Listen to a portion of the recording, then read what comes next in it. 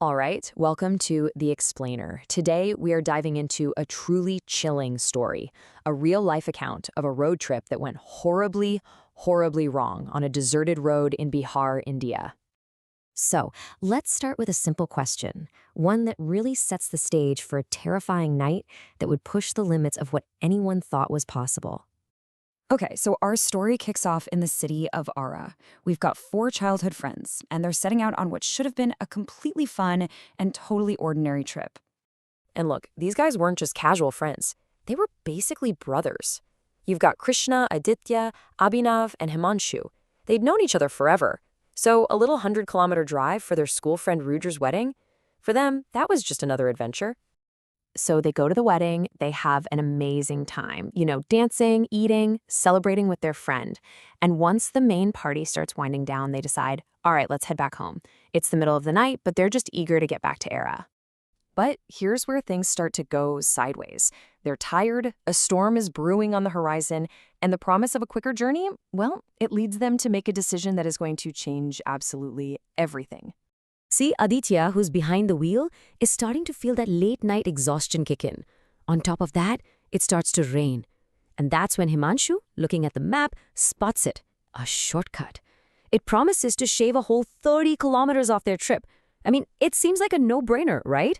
The kind of logical call any of us would make to get home faster. So, of course, the whole group agrees. They pull off the familiar paved highway and turn onto this narrow, unpaved road that just disappears into a dark, dense forest. And it really doesn't take long at all before that forest starts to, well, push back, letting them know in no uncertain terms that they are not welcome there. Out of nowhere, this black shape just shoots out from the trees and darts right in front of the car. Aditya has to slam on the brakes, jolting everyone forward. They're all just peering into the pitch-black darkness, hearts hammering in their chests. And you know how your brain works when you're scared? You try to find a logical box to put things in. So they convince themselves it must have been a wild animal. I mean, it's a jungle, right? But that little piece of comforting logic was about to be completely shattered.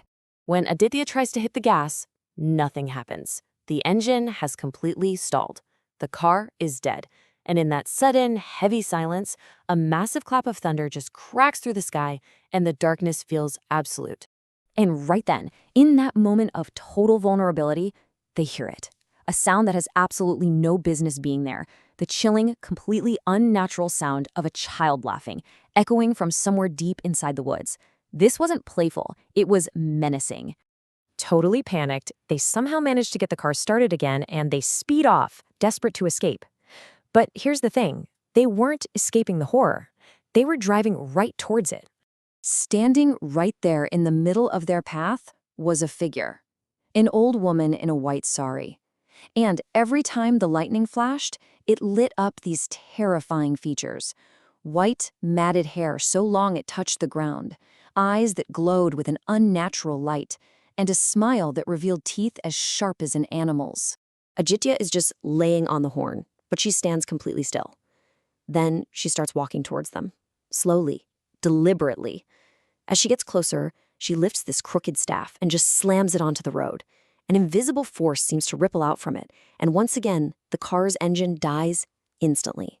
They were trapped, just paralyzed with fear. They watched as she reached the driver's side window. Her glowing eyes stared in at them, and she began to knock on the glass. The sound was deafening in the terrified silence inside that car. Just when all hope seemed completely lost, when it really felt like their fate was sealed, the nightmare took another bizarre, unexpected turn. Suddenly, the air was filled with a new sound, the agonizing screams of countless voices coming from the darkness behind them. The old woman stopped knocking. She turned, distracted by the sound, and then simply faded back into the forest and disappeared. The friends were just left there in shock, but the ordeal wasn't over.